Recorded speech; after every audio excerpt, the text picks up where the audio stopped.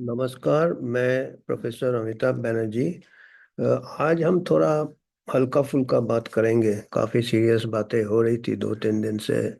Statistics वगैरह, आंकड़े।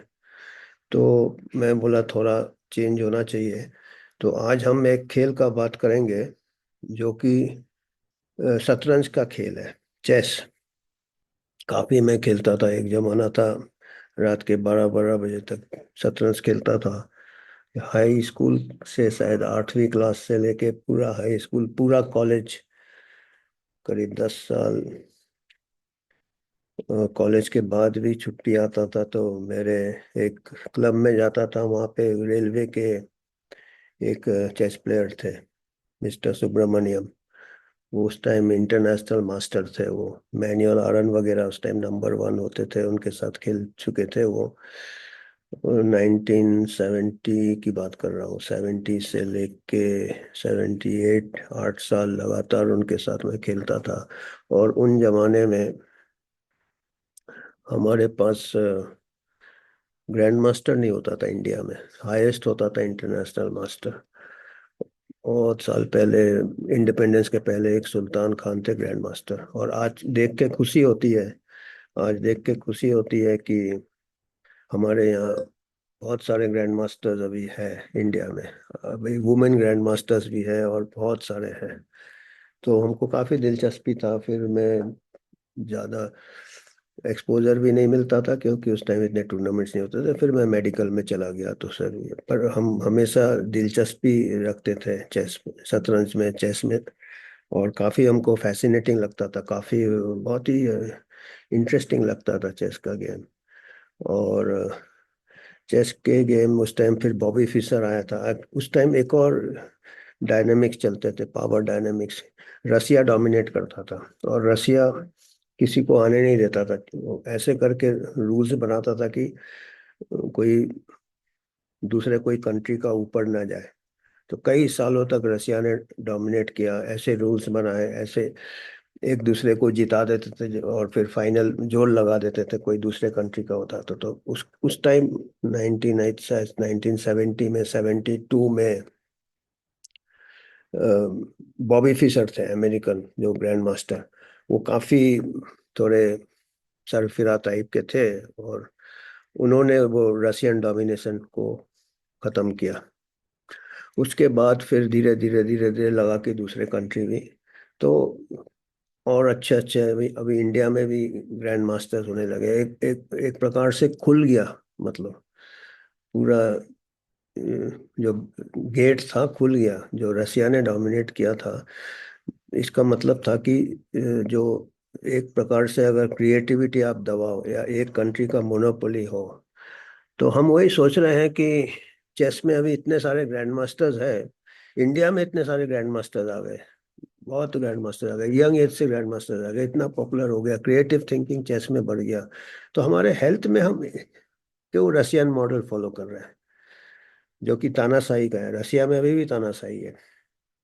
और चेस में तानाशाही था जब तक बॉबी फिशर नहीं आया था। उसके बाद एक रशिया के ही ग्रैंड मास्टर थे जो कि अगेंस्ट चले गए तानाशाही के। उनके बारे में थोड़ा बात करेंगे हम। तो रिवोल्ट कर गए वो। और तो अभी जैसे रूल्स बना रहे थे, रशिया ने चेस के रूल्स बना लिए थे कि भाई वही डोमिनेट करेगा। अभी मैं देख रहा हूँ कि WHO ऐसे रूल्स बना रहा है कि वही डोमिनेट करेगा, पब्लिक हेल्थ को ग्लोबल वही डोमिनेट करेगा। दूसरा कोई कंट्री का तो कोई एक्सपर्ट है ही नहीं। वो जब चाहे बोलेगा महामारी आए, वो जब चलेगा महामारी का मेजर्स डाल दे। यहाँ तक है कि अगर कोई महामारी का खतरा लगता है तो वो इमरजेंसी डिक्लेयर कर सकता है। और फिर पूरे वो बाइंडिंग हो जाएगा कंट्रीज में। मूवमेंट रेस्ट्रिक्शन, लॉकडाउन, टीकाकरण, ये सब का प्रोविजंस है इंटरनेशनल हेल्थ रेगुलेशंस में। इंटरनेशनल हेल्थ रेगुलेशन और WHO पैंडेमिक अकॉर्ड या पैंडेमिक ट्रीटी जिस नाम से जाया जाता है। तो हम यही सोच रहे हैं कि अभी इतने साल बाद अभी जो क्रिएटिव थिंकिंग है, तो मैं वही देख रहा था कि काफी कुछ जो डायनेमिक्स है। पब्लिक हेल्थ एक बहुत कॉम्प्लेक्स सब्जेक्ट है। जन स्वास्थ्य जो है, महामारियां जो है, कोई आगे का इतना नहीं बता सकता है। बिल्कुल शतरंज जैसा ही है, शतरंज में भी कोई आगे का नहीं बता सकता है, इतना कॉम्प्लिकेटेड गेम है। तो उसी के ऊपर एक मैं बताया था, आज मैं थोड़ा लाइट बातें करूंगा। ये किताब मैं काफी दिन से पढ़ काफी दिन पहले पढ़ा था, how life imitates chess, Garry Kasparov. ये वर्ल्ड के चेस चैंपियन थे, 15 साल थे शायद 2005 तक। ये गैरी कैस्परोव ये रशिया के थे, और इन्होंने चेस का जो चैंपियनशिप एनाटोली कार्पव से जीता था। वो भी रशिया के थे। तो एनाटोली कार्पव वर्ल्ड के चेस चैंपियन बने। बॉबी फिशर के साथ उनको खेलना था वर्ल्ड चैंपियनशिप के लिए। बॉबी फिशर बोरिस पास्की को हरा के 1970s में वर्ल्ड चैंपियन बन गए, क्योंकि पहले सब रशिया के बनते थे, डोमिनेशन था। उसके बाद बॉबी फिशर वर्ल्ड चैंपियन बने, फिर एनाटोली कार्पोव उसके चैलेंजर आए, आई थिंक 1975-76 में। पर बॉबी फिशर थोड़े सनकी टाइप के थे। उन्होंने कई कंडीशन रखे, कोई अल्टीमेटली वो नेगोशिएशन नहीं हुआ, वो चैंपियनशिप आई नहीं खेलने के लिए बॉबी फिशर। तो बाय डिफॉल्ट एनाटोली कार्पोव, वो बहुत स्ट्रांग प्लेयर थे, वो वर्ल्ड चैंपियन बन गए। फिर उसके चैलेंजर ये बने गैरी कास्परोव। काफी यंग थे, 21-22 साल में उन्होंने वर्ल्ड चैंपियनशिप के लिए, जब पहला मैच हुआ था 5-6 महीने चलता रहा, कोई नतीजा नहीं हुआ, करीब 48 गेम्स हो गए। और थोड़ा कई गेम्स ड्रॉ हो गए, और 4-5 गेम में ही थोड़ा आगे हुए जब ये गैरी कास्परोव, तो वो गेम को ऑर्गेनाइजर्स ने ड्रॉ डिक्लेयर कर दिया। क्योंकि ये लिखे है इन्होंने कि जो एनाटोली कार्पोव थे, वो गवर्नमेंट के पक्ष में रहते थे। वो जो भी ऑथोरिटेरियन गवर्नमेंट है वो, और ये थोड़े रिबेल कर गए थे।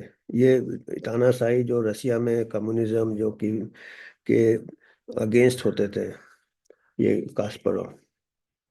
तो इसमें उन्होंने काफी इससे लिखा है कि जो शतरंज से हमको लाइफ के बारे में कितने हमको ये क्या कितना कुछ सिखा सकता है। तो ये इन्होंने ये बताया है कि शतरंज बहुत कॉम्प्लेक्स गेम है। उसमें 64 खाने होते हैं, 64 स्क्वायर्स, और आपके 32 पीसेस होते हैं। और बोले हैं कि हर पीस अपने उसके रूल्स रहते हैं, ये ऐसे चलेगा ऐसे चलेगा। आप लोगों को थोड़ा बहुत तो मालूम होगा शतरंज के बारे में, और इसमें काफ़ी कॉम्प्लेक्स गेम है। और ये फिर पहला जब इनका एनाटोली कार्पोव के साथ हुआ था, ये ड्रॉ हो गया था। उसके बाद जब रीमैच हो गया था तब ये जीत गए थे। ये गैरी कास्परोव ये चेस चैंपियन बन गए थे, कई 15 साल तक रहे शायद। फिर विश्वनाथ आनंद, हमारे इंडिया को भी मौका मिला, ग्रैंड मास्टर विश्वनाथ आनंद फिर चेस चैंपियन बने। तो हमारा लेवल मतलब किसी चीज में कम नहीं है, हमारे थिंकिंग में, चेस में थिंकिंग का ही है, या जो भी है आप सोचो। तो हमारा हेल्थ के लिए हम क्यों WHO का एक्सपर्ट्स के ऊपर डिपेंड करें, हम यही सोच रहे हैं। क्योंकि मैं तो पब्लिक हेल्थ में गया बाद में, और मैं बहुत खेला शतरंज में, 10 साल 15 साल। हमारे इंडिया में जो लेवल था, इंटरनेशनल मास्टर के साथ हमने खेलता था मैं, उन्होंने मेरे को कोचिंग किया, हाई स्कूल से उन्होंने कोचिंग किया। फिर जब तक मैं फाइनल ईयर कॉलेज में गया तो वो बराबर के हो गए थे हम। मतलब ऐसे उस टाइम इतने टूर्नामेंट्स होते नहीं थे। तो अभी भी मेरा लड़का सब इसमें है, AI में है वो। लीला चेस एक है, चेस का इंजन उसका वन ऑफ द डेवलपर्स है। तो जो कि ग्रैंड मास्टर लोग जिसमें प्रैक्टिस करते हैं, यहाँ तक कि ये अभी गैरी कास्परोव अभी अमेरिका में है। गैरी कास्परोव अभी अमेरिका में है। वो अभी उनको छोड़ना पड़ा, रसिया छोड़ना पड़ा।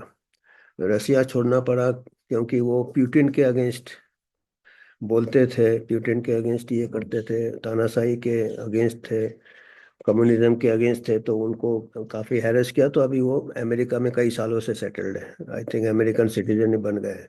और वहाँ पे उनका चेस स्कूल है। चेस स्कूल है, पॉलिटिकल एक्टिविस्ट है, राइटर है, फिलोसोफर है। तो उनका बच्चे लोगों को कोचिंग करते हैं। और एक कोई बच्चे का फादर जो कि इंडियन ओरिजिन का है, मेरे लड़के को भी अप्रोच किया था, जो कि मैं बताया कि लीला चेस का वन ऑफ द पार्टनर बनाने में ये है योगदान, कि उसके बारे में पूछने के लिए लीला चेस। और Leela chess one of the top chess engine है वर्ल्ड का। और मेरा लड़का उसमें काफ़ी योगदान किया है। उसने चिप का स्पीड, मेरे को तो इतना समझ में नहीं आता, पर उसने वो स्पीड वगैरह बहुत बढ़ाया है, 100 टाइम्स या जो भी टाइम्स उसका पूरा कॉलम है।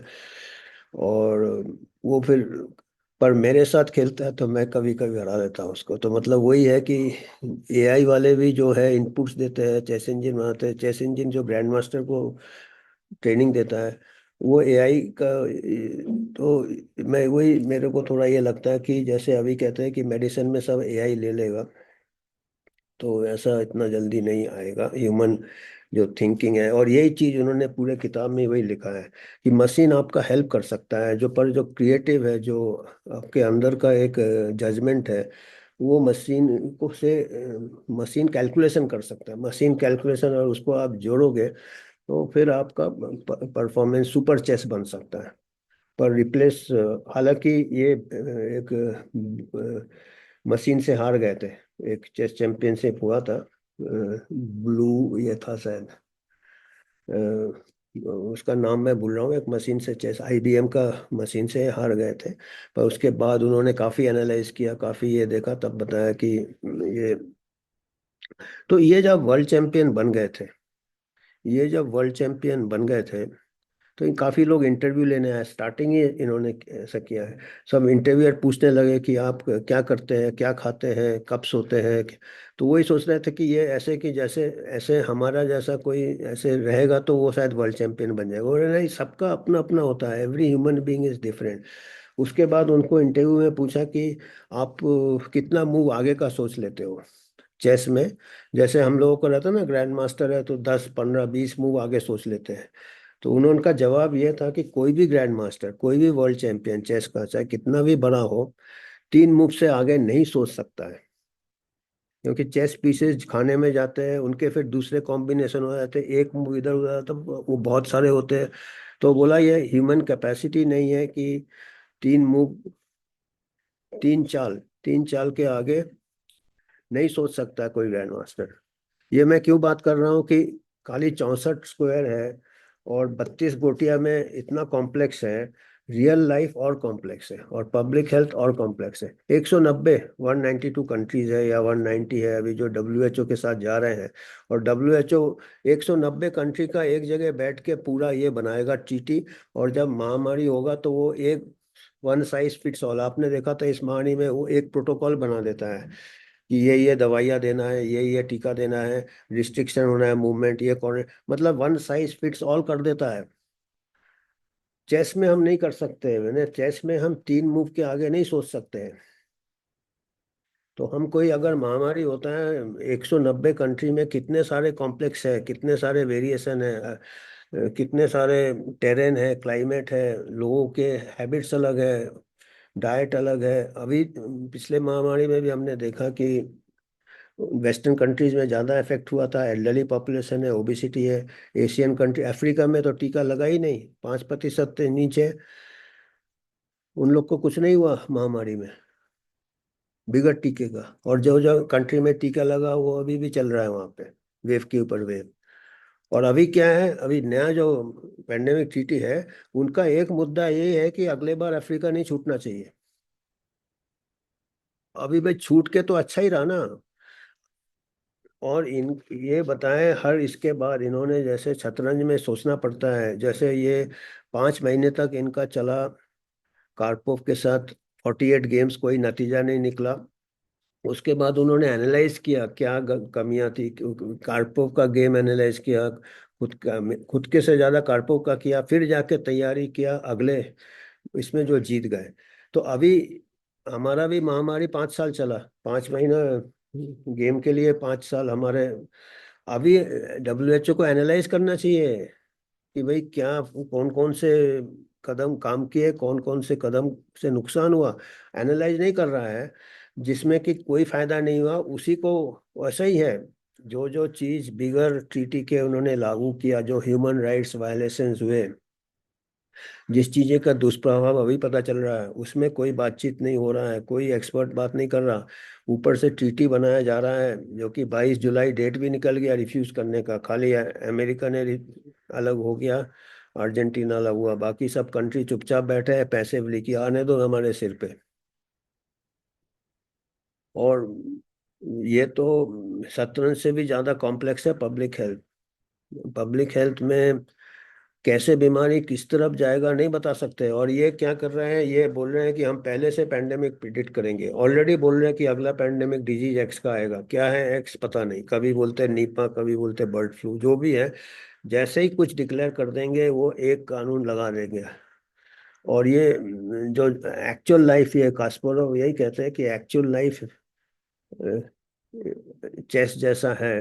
पर मैं तो कहूँगा चेस से कई गुना ज्यादा है। चेस में 64 खाने होते हैं, 64 स्क्वायर होते हैं। यहाँ पे 190 कंट्री है, और 190 कंट्री में अलग अलग टाइप के लोग हैं, अलग अलग अलग हाउसिंग है, अलग पॉपुलेशन डेंसिटी है।